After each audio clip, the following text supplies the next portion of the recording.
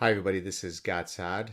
If you'd like to keep all of these conversations freely available to all and not behind the paywall, please consider supporting me. You can do so in one of several ways. You can go to my Patreon account, my Subscribestar account, or my PayPal account. All of the links to these accounts is on the homepage of my YouTube channel in the right-hand corner on top. You can click on the link that you prefer and donate accordingly. There's now a fourth way to do so, very seamless way. Below the current clip that you're watching, there is a new icon. It's a heart with a thanks. You click on that and you donate whatever you'd like. If you happen to be listening to this on the audio podcast, you can still find the relevant links, and then hopefully you can also support the show. Again, I'm trying to keep these freely available, so if you think that my efforts are worthy of your support, please consider doing so. Thank you so much, and to all those who have supported so far, much appreciated. Ciao. Hey everybody, this is Saad. About a couple of weeks ago, I had taped a HBO documentary titled Crime of the Century, dealing with the opioid crisis, and one of the persons who was featured prominently in that clip is my guest today, and so I thought I had to have him on, and he kindly agreed to be on. Patrick, how are you doing? Very well, thank you. It's such a pleasure to be with you. So let me, for those of you who don't know who Patrick is, because I've only given you his first name, let me be more formal. So Patrick Radden Keefe is a staff writer at The New Yorker and the author most recently of the New York Times bestseller, Say Nothing, A True Story of Murder and Memory in Northern Ireland, which received the National Book Critics Circle Award for Nonfiction, was selected as one of the 10 best books of 2019 by the New York Times Book Review, the Washington Post, and so on, and was named as one of the 10 best nonfiction books of the decade, wow, by Entertainment Weekly. His previous books are The Snakehead and Chatter. His work has been recognized with the Guggenheim Fellowship, the National Magazine Award for Feature Writing, and the Orwell Prize for Political Writing. He is also the creator and host of the 8-part podcast Wind of Change, and I think you're also a staff, I mentioned it, staff writer at New Yorker. Let me show them your book, which you so kindly sent me. And, you know, Patrick, I'm very much of an aesthetic person, and there is a tactile feel to this, and in aesthetics... Isn't that cool? It's unbelievable. I mean, that's one of the reasons why I don't like to read ebooks as much as feeling this, and your book certainly meets that. Please go out and get it. So I thought we'd start with the following. First, hit us with a quick synopsis of the book so that people know what we're talking about. The book, again, is titled, let me give you the full title, Empire of Pain, The Secret History of the Sackler Dynasty. Take it away. Give us your synopsis, sir. So the book is about 3 generations of this one family, the Sacklers, who are based primarily in the U.S., in the northeastern U.S., around New York and Connecticut, but also there's a branch in London. And the Sacklers, until fairly recently, were known mainly for being a very prominent philanthropic dynasty, for giving away hundreds of millions of dollars to art museums and universities and to medical research facilities all around the world. And it was really only in recent years that people began to ask some hard questions about what the source of a lot of this wealth was. They're one of the wealthiest families in the world. And it turns out that a lot of that money came from the marketing and sale of OxyContin, a powerful opioid painkiller that helped spark the opioid crisis, this public health emergency that has unfolded out over the last 25 years. And killed about 500,000 people in the United States. And so the book is not just looking at the opioid crisis, it's actually looking at 3 generations of this family, really starting in the early 20th century in Brooklyn, New York, and the role that this family played in medical marketing and medical advertising, and the full legacy of the family over the course of about a century. You know, thank you for that. That was a great synopsis. One of the things that interests me about this story, I mean, other than the obvious that it's an incredible tale, is that it is at the intersection of medicine and business. And I'm someone who is housed in the business school, and I apply evolutionary psychology and evolutionary biology to study consumer behavior. So I straddle the natural sciences versus social sciences line. And by the way, in business schools, some business schools, including the one I'm housed at, they have dedicated courses in the MBA program to pharmaceutical marketing. So if you want, I mean, we could start with that angle, or we could talk about, what is it that they did that was, some would argue, if not everybody, that it was criminal. Take it in any way you want to go. I mean, do you want to talk first about, here are the 5 things that they did that should be getting them into trouble? By the way, you are a lawyer, so you can speak definitively on the matter. Maybe start with that. Well, yeah, not a lawyer who's never practiced. I'll put it that way. Okay, fair enough. But yeah, I mean, to me, that in a way, those two subjects are linked, because part of what was so intriguing to me about this family is that they had a genius going back decades before the introduction of OxyContin, which was introduced in 1996. There was a genius in this family for how you market pharmaceutical products and market them not just to consumers but to physicians. So right. Arthur Sackler, who is the figure who really dominates the first third of the book. Even though he died in 1987, he died before OxyContin was ever introduced. He was this fascinating, charismatic figure who in the 1940s and 50s kind of looked around and saw a period of real ferment in the world of what we today would call big pharma, but basically in the aftermath of the Second World War, you get all these companies starting to really innovate with antibiotics and various other drugs, and rolling out new drugs practically every week. And they were looking for product differentiation. They were looking for, how do you inform consumers about these new products that are coming online?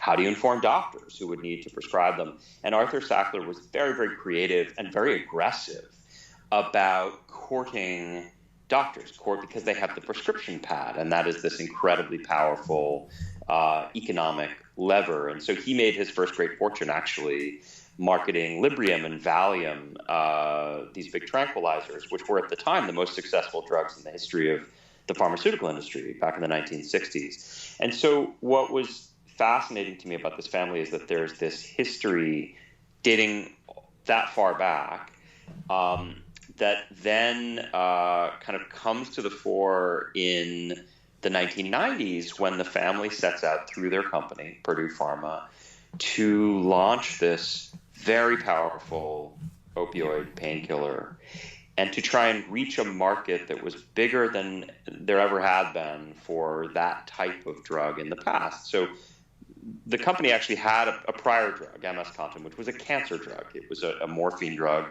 chiefly used for very extreme cancer pain. And physicians in the US and in Canada would have been reluctant to prescribe that kind of drug too widely outside of quite severe cases of pain, so the cancer pain context, end-of-life type situations, acute pain situations where you would do it in a short-term way. But what they wouldn't do, for instance, is prescribe that type of drug for chronic non-malignant pain. And like, so what, a knee injury, and it's post-surgery and I'm feeling some pain, I need to get over the hump, I've got back pain, one of my discs slips, that kind of thing. We wouldn't be prescribing it for that kind of stuff.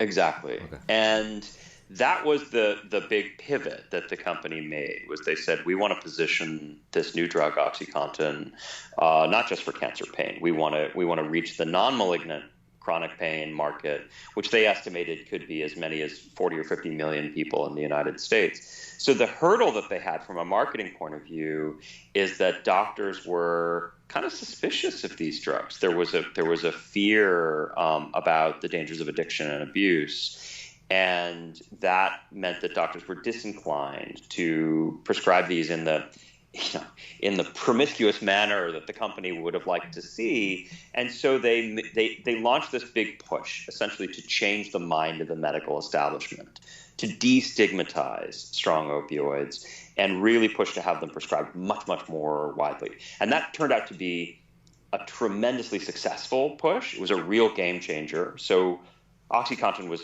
by no means the only opioid painkiller that fed into the opioid crisis, but it was, in the words of one of the company employees who I interviewed who worked on the drug, it was the tip of the spear. And it really did change the behavior of the medical establishment. But that push was also premised on something that turns out to have been a lie, which is that the drug wasn't addictive. Exactly. That if it was prescribed by a doctor, it wasn't addictive. Or it was what they said again and again was it was addictive less than 1% of the time. So, the opioid crisis is obviously very, very complicated. There are many, many factors, and we can certainly talk about them. But the original sin, in my mind, was this marketing push in the 1990s for OxyContin. And so is it a two-step process, just to kind of summarize what you said? Number one, I'm speaking now as the Sackler family, I need to, grow the market, the likely prospective, consumers of this product. So first I need to take it from, end of life issues to sort of make it, normalize it to other contexts. Now that itself would be an unethical position to take, because you're not supposed to officially be using those for back pain, correct? Well, it depends. I mean, I think that there was this is something that physicians argued about back in the 1990s and that they argue about today. I think there are different schools of thought when it comes to what the long-term therapeutic efficacy of these types of drugs, like beyond 3 months. Purdue had a marketing catchphrase. They said OxyContin is the one to start with and the one to stay with. And there's two parts of that, right? So the first part is, this isn't some nuclear solution that you graduate to when other remedies have failed. This should be the first course of action for a physician, is to just write a script for this drug.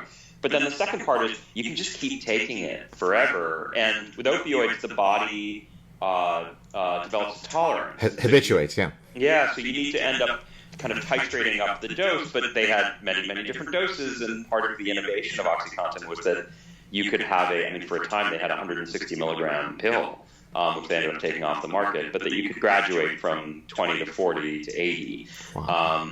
And so titrate in that manner. Okay, so then if that part still involves debates between the experts, we can be charitable and grant them the plausible deniability angle. But then to argue that, oh no, don't you worry, it is absolutely not addictive, and at best it's addictive in 1%, that we can absolutely not grant them that charitable plausible deniability. That is an outright lie. It's fabricated.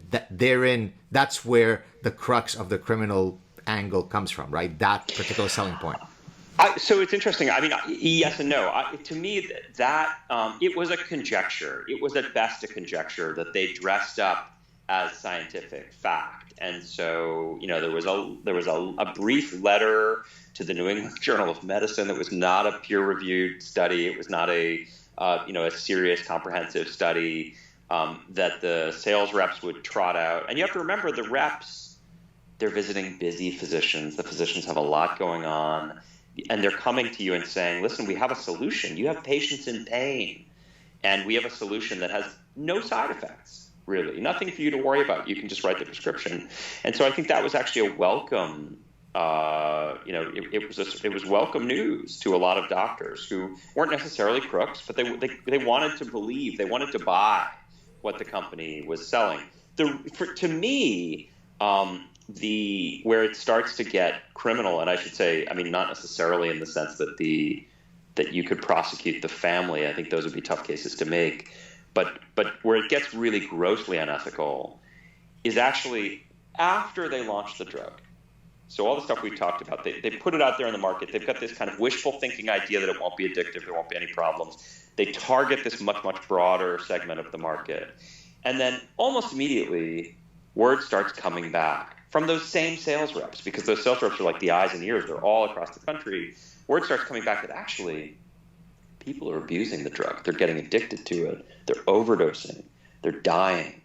And to me, that's the real hinge point morally, and it should be legally, where they're confronted with evidence that their hubristic experiment has gone sideways. Well, forgive me for interrupting you. It's already difficult to get someone to change their positions when they're anchored in a position. Now, when that position also gets you billions of dollars, then I'm really not going to change my position. Absolutely. And to me, that's psychologically, that's one of the most interesting aspects of this story, is that I think there's a tendency when people talk about these types of stories to think of them as purely about greed. And greed is definitely a factor. But to me, it's much more, it's what you're getting at. It's this strange cocktail of greed and denial. Yeah. Right? Yeah. So, I mean, they argued, from what I understood, I haven't yet, I want to read every single word of your book, but I sort of perused it just in preparation for our meeting. They argued that, hey, you know, yes, officially, we're running the company, but we don't know sort of the day-to-day details. So again, kind of trying to trigger the plausible deniability. Can one in any way postulate that that could be true, or there is absolutely no way that all of that evidence that was coming in, as you said, from the people in the trenches, the sales force, could somehow not have found its way to the eyes and ears of the Sackler family? Yeah, this is one of these funny things where they have, there's a bit of a shell game that the family has always played in terms of the family and the company. And so you have this sort of strange paradox where they put their name up on buildings, on museums with a sort of mania, but then have always tried to keep the family company at arm's length, at least cosmetically. So certainly when I started researching the family in 2017, I went to the website of Purdue Pharma, and I couldn't find a reference to the family anywhere on the website of the company. This is the family that owns the company, dominates the board, always has. And so their claim now is that they were not very engaged in any meaningful way. There's a little bit of kind of, I'm shocked to learn there's gambling at this casino, right? They're very disappointed to learn that this company that they own and have directed for years has pled guilty not once but twice to federal criminal charges. The amazing experience that I had when I was doing my research was getting access to tens of thousands of pages of court documents, including huge amounts of internal company communications. And what you see there is this is a family that was maniacally micromanaging the business. So the exact opposite of what they said. Absolutely. Okay.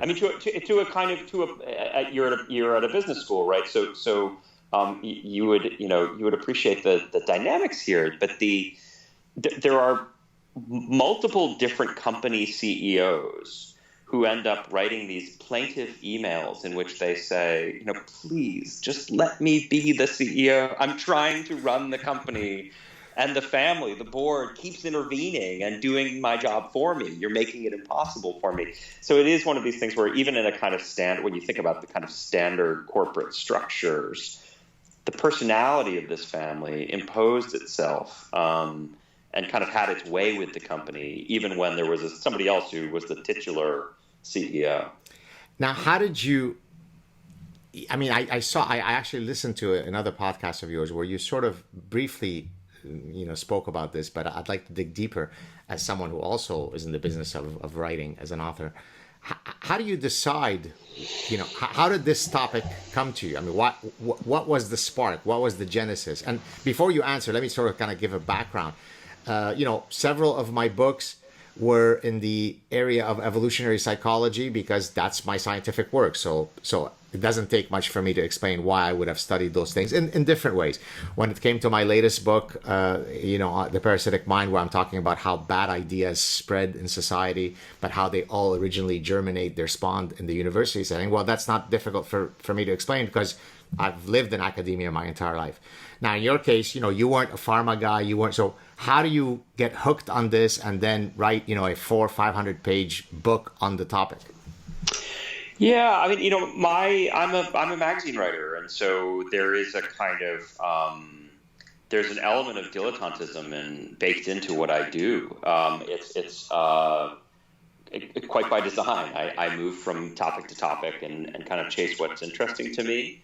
In this case, I did have a bit of expertise in the world of drugs, but not legal drugs. I had written quite a bit for the New Yorker and for the New York Times Magazine about the world of illicit drugs and the business models of Mexican drug cartels. And so I'd spent a huge amount of time looking at the illicit drug industry and interviewing people who've worked for the cartels and people who studied the cartels and, federal agents who spent their careers kind of trying to go after these organizations. And I was interested in them as transnational commodities enterprises, not just as criminal rackets, but as, the Sinaloa drug cartel is a big business. And so there was a piece that I did that I sort of jokingly described it as like a Harvard Business School case study of a Mexican drug syndicate.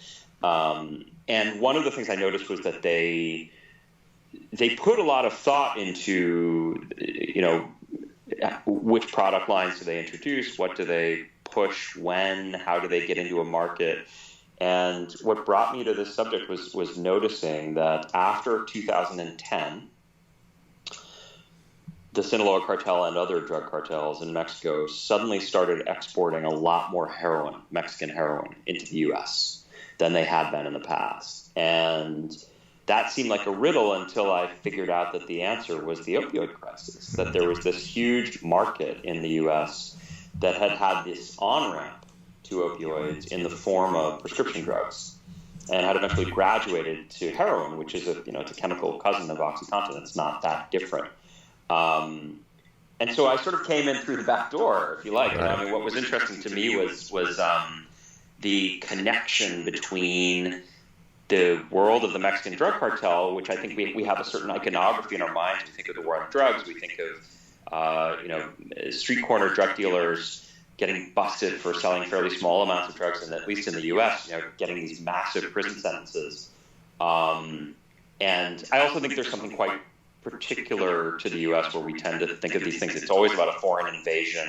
There's this notion of kind of drugs being this thing that comes from the outside and happens to us. Right. We are very reluctant to look at the demand side and tend to prefer to focus on the supply side. So to me, it was just very, very intriguing to learn that there was that part of the way you got this huge market was through the illicit pharmaceutical industry, and that this one family that had a kind of blue chip reputation had benefited to such a tremendous extent, and that none of this seemed to have caught up with them. So that was the way in for me. And so in the case of the drug cartels, one can, I don't know what you specifically wrote that it can potentially trigger their ire or not, but assuming that it could, would that have been a concern? I better be careful. There might be death threats from hit squads of cartel. And then to then go on with the case of the Sacklers, they may not put hitmen on you, but they may put legal hitmen on you. We're going to sue you. You better shut your mouth. So have you had to deal with either of those two threats, whether it be literally the assassin or the legal assassin, in dealing with these types of topics? So in the Mexican context, the first important thing to say is that this has happened for me in other fraught environments that I've reported as well. I tend to be fairly careful about the risks, and I'm always very mindful of the fact that the risks are so much greater for people who are on the ground. So Mexico is an incredibly dangerous country in which to be a journalist, particularly a journalist writing about the cartels. But that tends not to include Americans who have a U.S. passport and can leave anytime. And so I had that luxury. And I didn't, there was one, this is kind of a funny story. I did worry a little bit after the second big piece I wrote about Chapo Guzman, about his capture. This is when he was in prison before he escaped.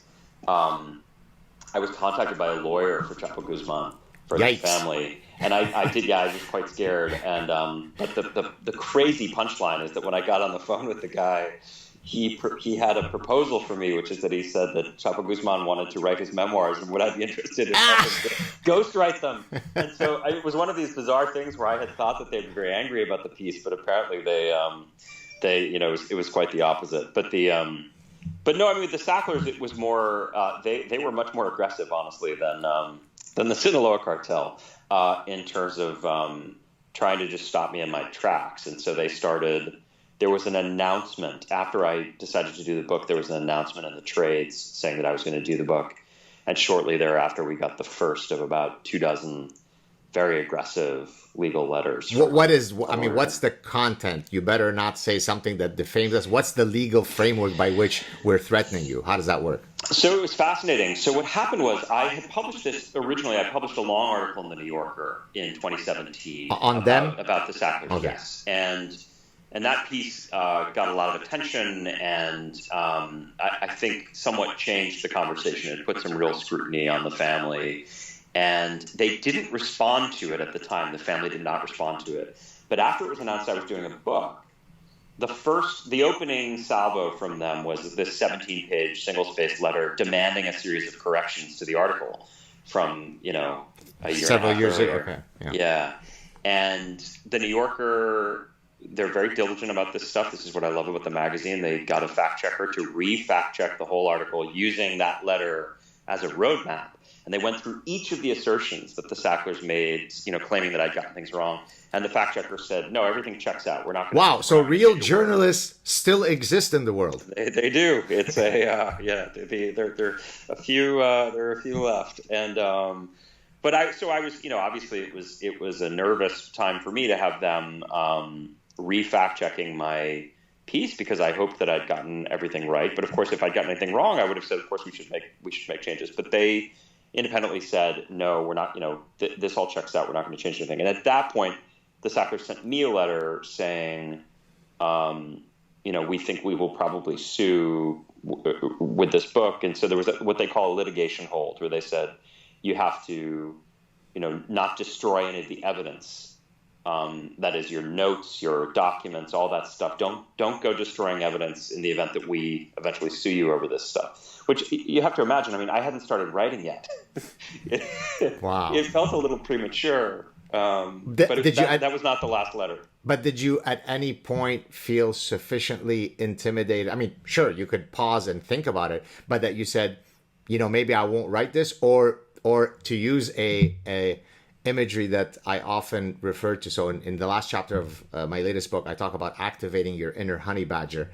Of course, honey badger being a fierce and ferocious animal that is much more fierce than its size. Did you turn into a honey badger as a result of the 12 letters or however, or did you ever sort of retreat into a fetal position, sucking your thumb in fear? I didn't, probably more honey badger. I mean, I think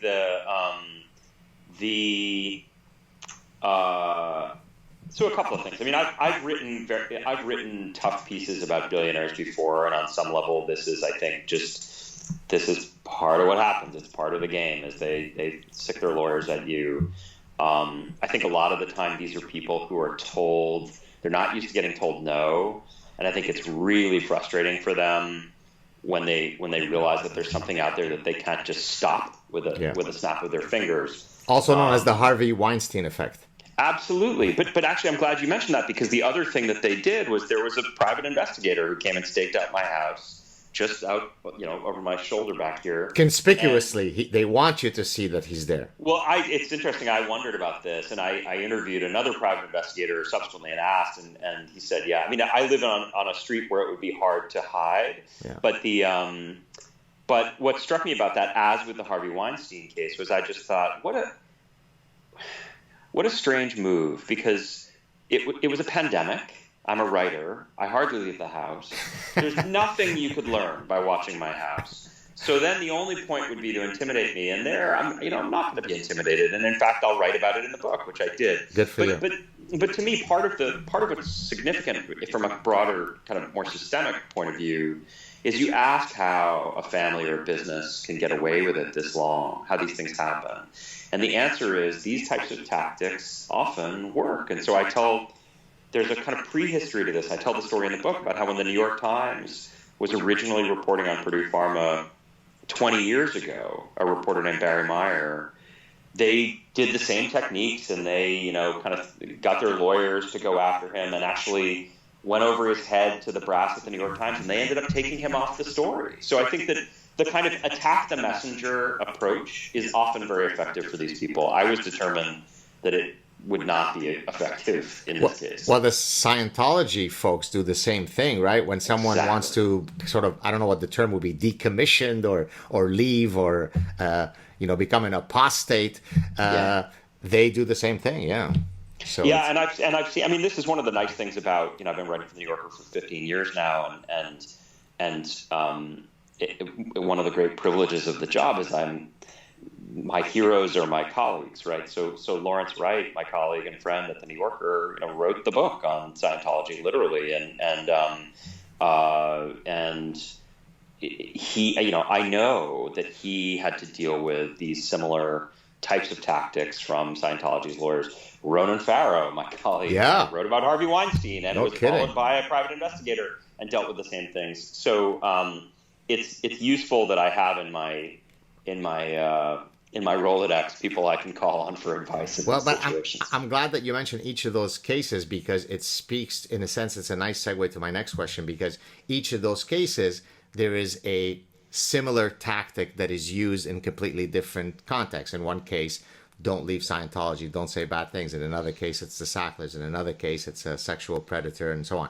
But they're all using the same intimidation tactics. So now let's take that concept of, the same tactics are used across settings. And so if we look at company malfeasance, and so here, because you mentioned Harvard Business School case, and so that's what you would do if you're creating a business school case, because you want to see if there are some greater lessons to take beyond the specific instantiation of that case, right? So if we talk about company malfeasance, we have, the British Petroleum oil spill, the Bhopal incident in the 80s, Bernie Madoff, which is perhaps a completely different case in that he truly is just a crook from day one. Are there? The tobacco industry. There is no proof that smoking and lung cancer are linked. The sugar lobby, right? Eat as much sugar as you want. That's fantastic for you.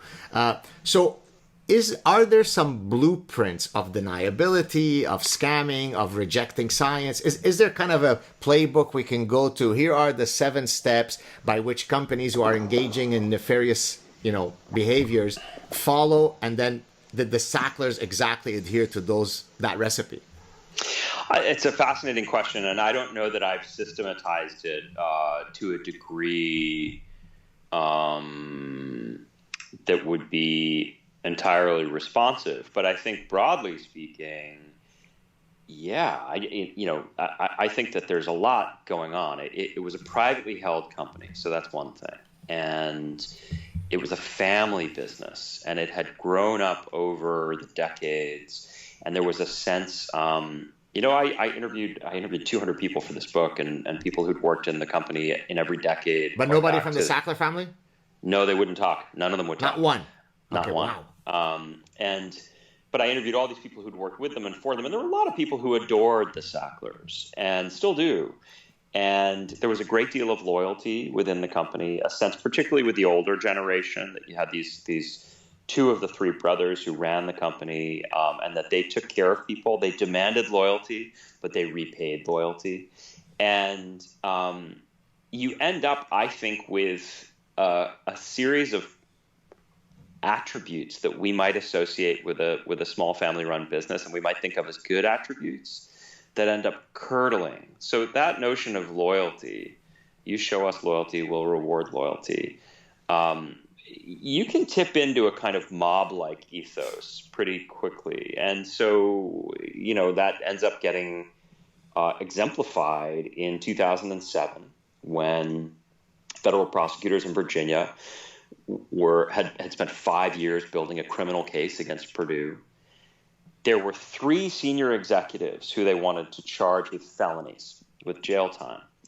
And their idea, and I know this having interviewed some of these prosecutors, was that if they could get these 3 guys charged with felonies, these were what they call soft targets, right? These guys did not want to spend a night in jail. They would flip. And they would flip on the Sacklers. Right. So then the investigation could shift to the Sacklers. But what ended up happening is that there was the Sacklers had these high-powered lawyers. They had people like Rudy Giuliani and Mary Jo White, who went and intervened with the political leadership in the Justice Department of George W. Bush. So went over the heads of the prosecutors and got those felonies taken off the table. So now it's just misdemeanors that the guys will plead to. So these 3 executives pled to misdemeanors, which meant no jail time. And they were paid millions of dollars by the family for doing this. There was a company lawyer who said they had to take the fall for the family. That's what they did. We had to protect the family at all costs. And the guys end up leaving the company. But one of them, who was the lawyer, his portrait ends up in the law library, and they renamed the law library after this guy. And so I interviewed all these people who worked at Purdue and said, it was this weird thing because we knew there was this guilty plea by the company in 2007. And afterwards, the official story was, oh, we've changed. It was a few bad apples. We've cleaned up our act. But then you walk into the law library at the company on the 8th floor, and it's named after one of the bad apples. And there's a portrait of him, and they kind of venerate this guy. And so, and there was this sense, I think, and I've interviewed people much more recently who worked at the company who said everybody would look back at those guys. They were loyal to the family. They took the fall for the family, and they were paid millions of dollars and taken care of. And that was the sense, was that you take care of the family takes care of you. I think that, in terms of a recipe for corporate malfeasance, it would be hard to come up with a sort of a riper example than that. Do you think, so continuing with sort of the business school theme, so when the Bernie Madoff fiasco happened, as often happens in education, well, in anything, fads start. And so in the business school, you had to incorporate, ethics in every single course, right? Because somehow, frankly, and I actually wrote an article in my Psychology Today column where I argued that while it's wonderful to discuss ethics in any possible context, the idea that by teaching ethics in a business school, this is going to stop people in the future from engaging in unethical practices because, they took business ethics 101 with Gad Saad is simply a erroneous understanding of human nature, right?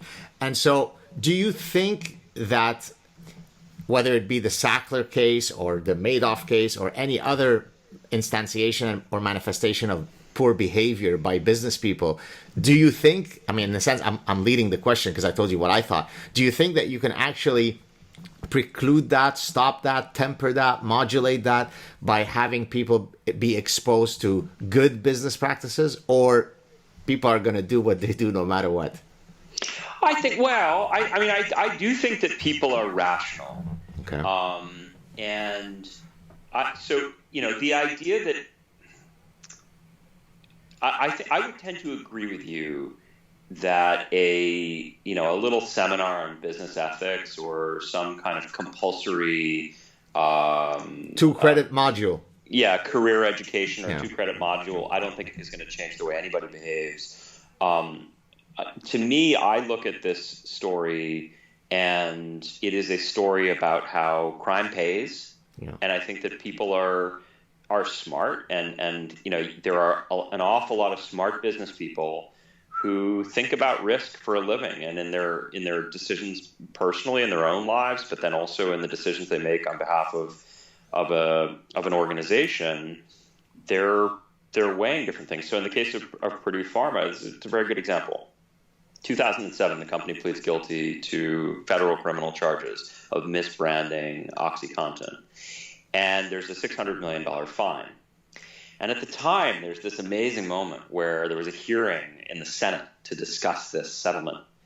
And Arlen Specter was a Republican senator, he's now dead, from Pennsylvania, who was on the Judiciary Committee. He kind of had this, he sort of mused aloud, and he said, it's a little strange for me when you see situations like this, because here's a company that's committed these crimes. But the 3 executives just got misdemeanors. They're not going to jail. And $600 million, on the one hand, a lot of money. On the other hand, the company's making billions of dollars, behaving in this risky way. And his quote that has always stuck with me is he said, I sometimes wonder if fines, even big ones, are not just expensive licenses for criminal misconduct. So he says that in 2007. 10 years later, I come along to write my article for The New Yorker, and everybody at Purdue Pharma tells me, we've totally cleaned up our act. After 2007, we never did anything wrong. We've got a compliance program, and we've hired all these people, and we do all the stuff you're talking about, all the kind of fig leaf, Exactly. little institutions to kind of, in a way, to sort of virtue signal, to sort of to tell the world, look, we behave now. And I had a feeling that this maybe wasn't true, and they were very indignant with me, and they said, oh no, this story, the story you're talking about, it ends in 2007, and after that we think it. So fast forward to just a few months ago, to late 2020, they pled guilty, the company pled guilty to new federal criminal charges, and the conduct that they pled guilty to covered a decade. So it goes back to 2010. So to me, what this says is, I think there were rational calculations by people. They said, if we can get away with it, we're going to get away with it. OxyContin has generated $35 billion in revenue, right? If you want to slow that train down, you need more than an ethics seminar. And I think what would have been really helpful would be if those three guys had gone to jail in 2007. And I've talked to the prosecutors who wanted to bring that case, and they felt the same way, is that if people in the company knew that there were three senior-most executives from the company who were now in prison, it would potentially change their behavior in a way that a $600 million fine and a robust compliance department would not.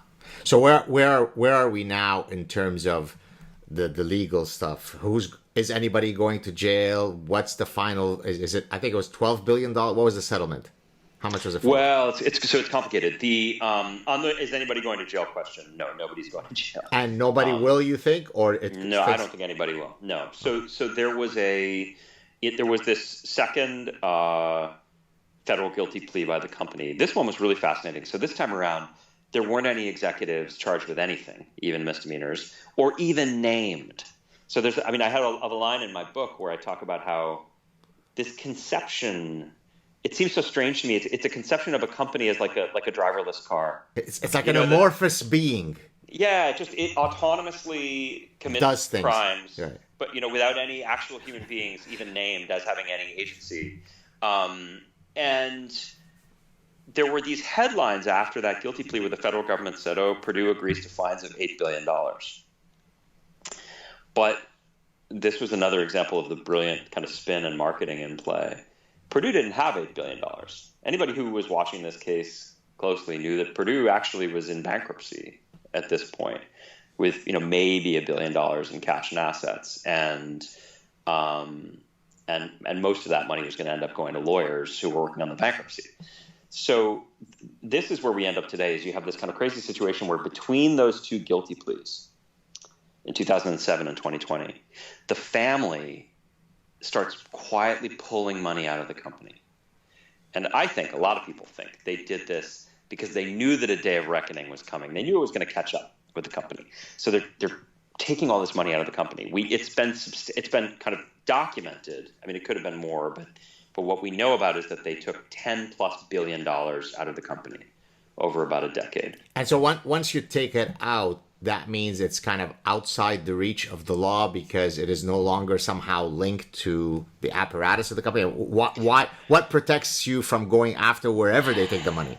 Well, so in theory, it's not outside the reach of the law, except that a lot of this money ends up offshore, in various kind of bank secrecy havens. So it's all tied up in Jersey trusts. Art dealings. Yeah, exactly. So so it would be hard for the government to go after the money, but you end up in this crazy situation, though, right? Where the only reason the company declares bankruptcy is because it has lost $10 billion to the family that owns it. The company declares bankruptcy. The family's on the sidelines with that fortune intact, and bankruptcy turns out to be for them a really wonderful way to resolve this whole thing, because there's almost 3,000 lawsuits against the company and the family.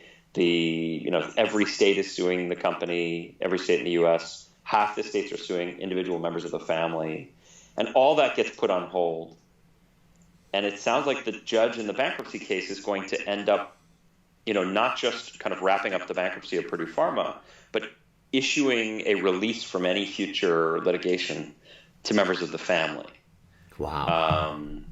So they will, I think in order to obtain that, they will give up a lot of money They're proposing $4.25 billion. But even that, to be honest with you, I mean, it all depends on which end of the telescope you're looking through. Yeah. That looks like a lot of money. I mean, $4.25 billion, unquestionably, a great deal of money. But if you're looking at the money they took out of the company during the years it was committing those federal crimes, it's 40 cents on the dollar. So, I mean, you could really view it as part of the cost of doing business, right? So, for example, shoplifting is just something that I incorporate in my profit and loss statement. I mean, X percent. Absolutely. So that's what it is. Absolutely. And to me, this is what is so galling about this whole story, right? Is that if you could go back to 2007, 8, 9, and say to the Sacklers, all right, so look, here's the situation. Things could get, there's a huge amount of money left to be made here if you continue with these tactics and don't slow the train down. And eventually, there's going to be a price to pay. The bad news is the price will be $4.25 billion, but you won't have to, nobody will go to jail. You won't have to even admit any wrongdoing. And then eventually you'll be released from any liability. You'll be kind of free to waltz off in the sunset. And you can keep $6 billion. Is it worth it to you? You're going to make $10 billion over the next decade. Eventually you're going to get a slap on the wrist. You're going to have to give up 4, but you can keep 6. Well, again, you use the word rational. So from a utility maximization perspective, it's not difficult to predict what most people would do, right? Exactly. Yeah. So earlier, I mentioned art, the art angle. And so I thought that would be a good segue. So I know that, as you mentioned at the start of our chat, that they were quite philanthropic, the Sackler Museum, this and that. So there are different ways that we can look at why they did that. And here I'm asking you either to speculate or maybe you actually know firsthand. So one possibility is, look, one of the ways that I wish to assuage my guilt over all of the horrible things that I know that I'm doing in business, certainly in the opioid case, is to be philanthropic in the grand calculus and the forensic accounting of some higher power. Although I'm not much of a believer, it would be great if I give this to the cancer ward and this to the museum. And so this is a way for me to tie all this together. Another way to look at it, now we're going to come from an evolutionary perspective at this. So in one of my first book, in the Evolutionary Basis of Consumption, I talk about philanthropy as a costly signal. And let me explain what I mean by that, because costly has a very specific term in a biological sense. So when I am the uppers, I'm the Rockefellers, I'm the families from the first Gilded Age or the second Gilded Age or so on, I actually don't have to drive fancy cars. As a matter of fact, the uppers don't drive fancy cars because everyone else in my circle are billionaires, so they could easily imitate that signal. It doesn't discriminate between all of us. But if I could throw away $150 million on a painting that a monkey could have done if he were on opioids, then that demonstrates that I'm truly big dog, because through the wasteful consumption, it is a costly signal. It is an honest signal. So the peacock's tail, because it is so burdensome, because it reduces the survivability, it makes it more conspicuous to predators. It makes it more difficult to evade predators.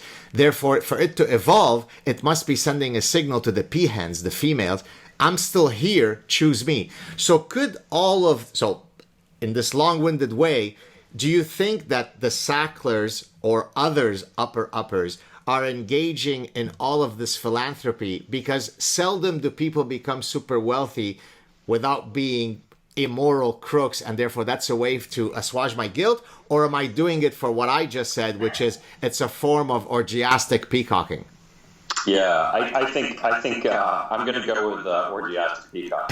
I mean, and that's why I'm Dr. Gatsad. Exactly. I think you're. Yeah, I mean, with one little caveat. So the first thing I would say is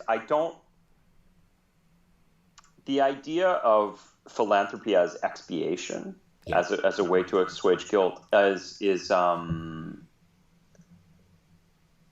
it's kind of an appealing idea, but in a strange way, I think it gives the Sacklers too much credit, the Sacklers and people like them, because what I found, particularly when I got access to, and I should say, the family didn't talk to me, but I ended up getting a huge volume of internal email. I have private emails from the family members, a private WhatsApp log that the family maintained.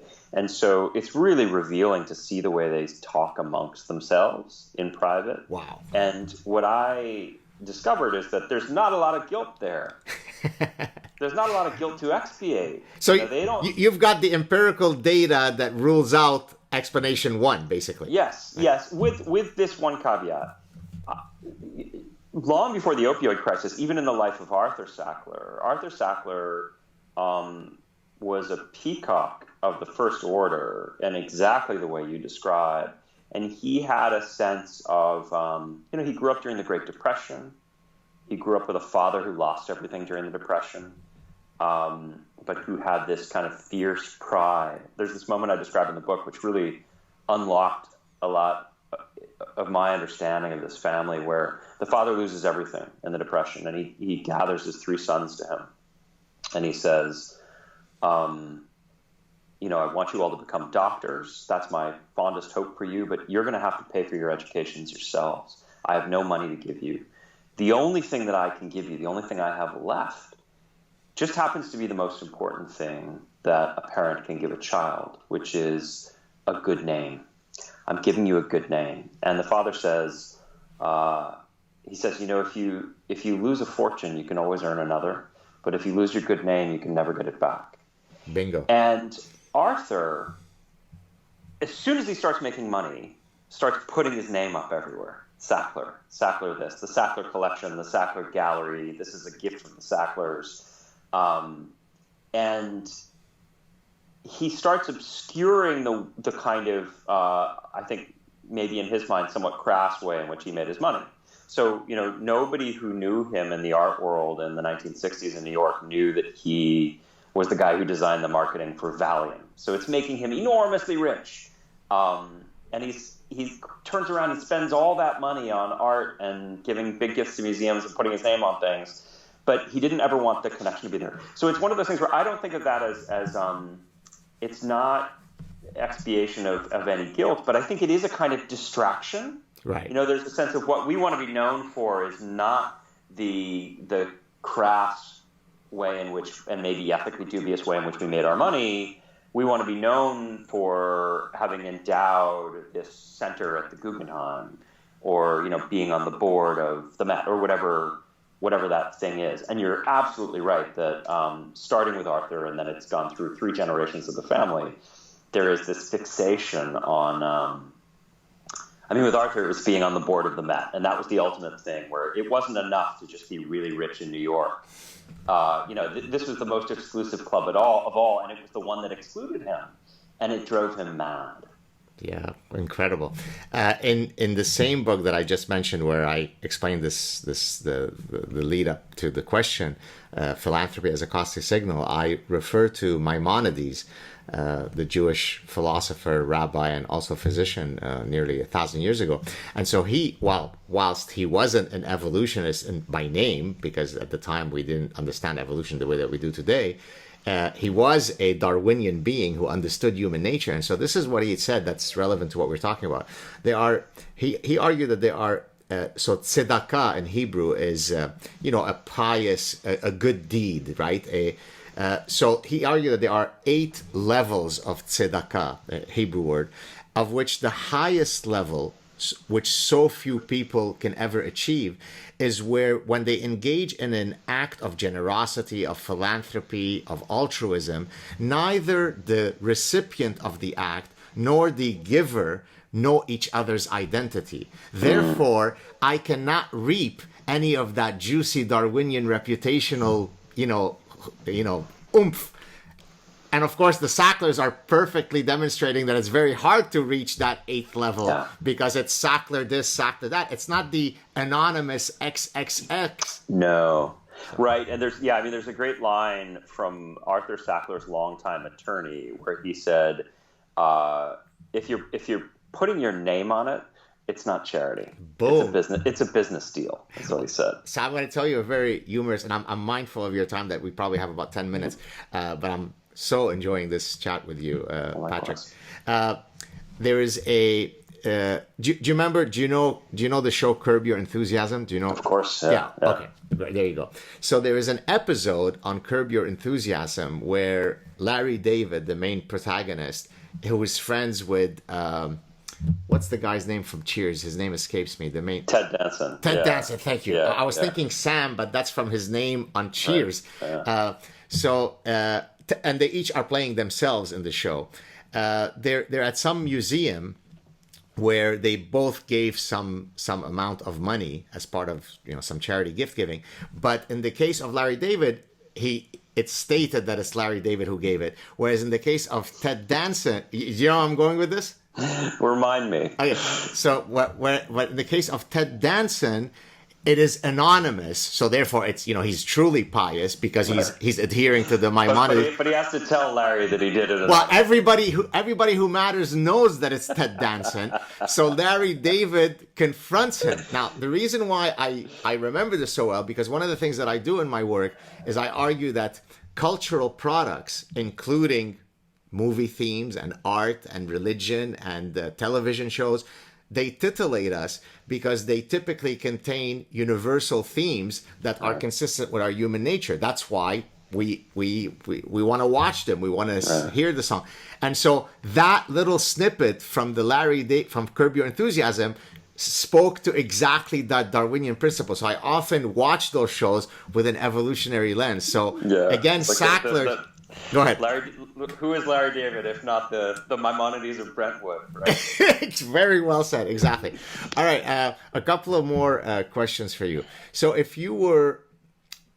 one of the things that when I'm talking to my students, let's say they're writing their thesis, their dissertation, they're working on a paper with me, one of the things that is most difficult for them to understand as a writer, even though it could be under the more restrained, template of an academic paper. I mean, right? You have more leeway when you're writing your book. Mm-hmm. In an academic paper, there's, the introduction, the literature review, the hypotheses, right? So that template is set.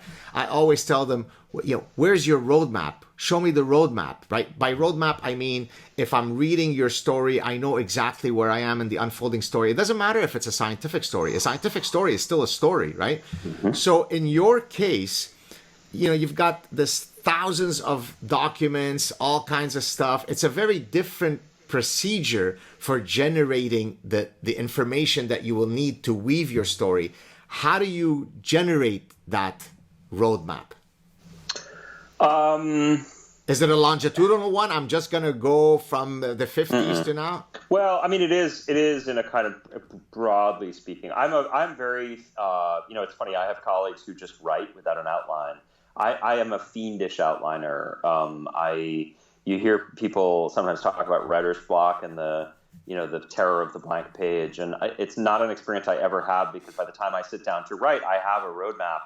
I'm the exact same way. Detailed. Yeah, I mean, and so I find that helpful, but also necessary because the type, particularly these last couple of books, the part of what I'm trying to do is take an extraordinarily complicated story and render it in a manner that will be inviting for non-specialists, for people who might not even have a particular interest in the opioid crisis or in big pharma or in philanthropy, but who I think if I'm doing it right, they will encounter these characters and there's a kind of undertow where they get kind of pulled in.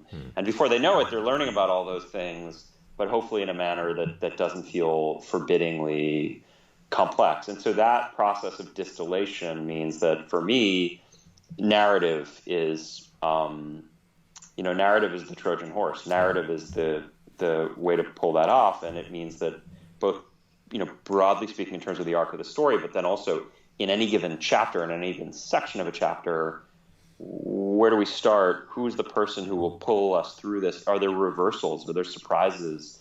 I'm a big believer in withholding information. from the reader. So to your question about is it longitudinal? It's not.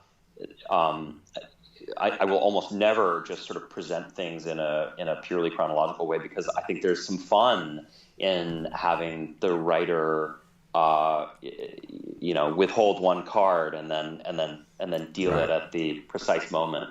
So I think there are a kind of an array of seductive techniques, a lot of them from fiction, frankly, that can be employed to take a really complicated story like this and hopefully just make it an engaging read. So I was actually going to ask you to stay on that theme, because I know that you also do. I think you do fiction, right? As a screenwriter, is that correct? I do. Yeah. So, what are some similarities in terms of the process of writing a book like Empire of Pain and fiction, and what are some things that are uniquely different? Oh, I mean, for me, the process is so different because it's part of the reason I the only fiction I do is in screenwriting, but there I really am staring at the blank page, and it's terrifying because you have to just kind of make it up. The beauty of nonfiction for me is that you do the research and it grows out of it. You sort of know your great moments when you find them. So it's much more that what I'm doing is I'm absorbing a huge amount of material, and I'm looking for these little gold threads, and I want to collect enough of those gold threads that I can kind of weave my own tapestry with them. Whereas with the fictional stuff, I'm just purely making it up. I mean, the sense in which I find a kind of interplay between the two, weirdly, is in structure and in getting in and out of scenes. So there's an economy in screenwriting where, if you watch a movie, unless it's an art house film or a TV show for that matter, you'll rarely be in a scene for longer than about 4 minutes, say. And that in screenwriting template, that's 4 pages of text. And getting in and out of a scene in 4 pages of text is just hard. It's like a haiku. But it gets you thinking, I think, in a way that's useful about, what's the last possible moment I can come into the scene, and what's the first possible moment I can get out of it. And for me, in writing scenes in nonfiction, that's just a really helpful way to think. You're not governed by the same constraints. It's a 500-page book, but there are little tricks, right? So there's in the book.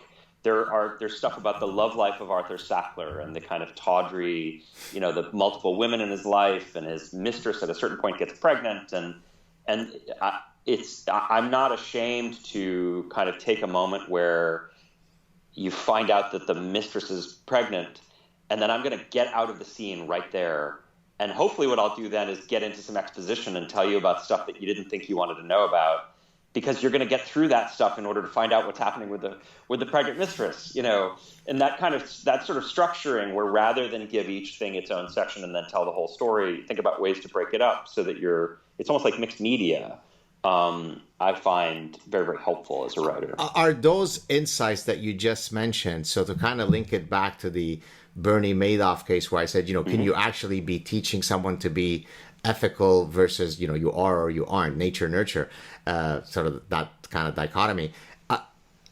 Are the insights that you just mentioned about cadence and rhythm and when to get in and out of the scene, I love that explanation. Is this largely yes, of course you honed those skills as a writer for 15 plus years, but is this something that you think you have or you don't? Or can we take the University of Iowa Creative Writing Master's Program to actually get the insight that Patrick just shared with us? I don't think it can be. I mean, I think those master's programs are helpful in that you practice. It's taken me a long time to figure this stuff out. And weirdly, I guess what I was trying to convey is that, in a weird way, the screenwriting, which has been just a side thing for me and not, something which I'm not especially successful. But yet. It's there you go. Yeah, hope springs eternal. But I've been able to kind of import some of that stuff. And so I've learned that along the way. I think it just takes time. I'm sure there are people who are just born with it. Maybe you're being modest. I'm sensing some modesty. Last question, because I'm looking at the clock and I know you have to leave. Is there anything that you'd feel comfortable sharing about your next project? Please use this platform to plug away. Oh, thank you. Well, so let's think. It looks like I'll have a book coming out next spring, which will be it'll be a collection of pieces that I've written. Okay. And I'm just starting a new project for the New Yorker, which all I'll say is it's about the concept of whistleblowing. Oh, very nice. So I don't know exactly what the dimensions of that will be, but I'll be doing a piece for the New Yorker about people who blow the whistle. Has the rigorous roadmap outline been generated yet, or you're working on that? Yet. Not yet. Not yet. Oh boy, that'll be a good day when I have that. Patrick, it's such a pleasure to meet you. I hope I adhere to our time constraints. Yeah, absolutely. I look forward to having you back on when the next book comes on. Thank you so much for coming on. I would love that. This was really fun. That was really fun. Thank you so much. Cheers. Okay.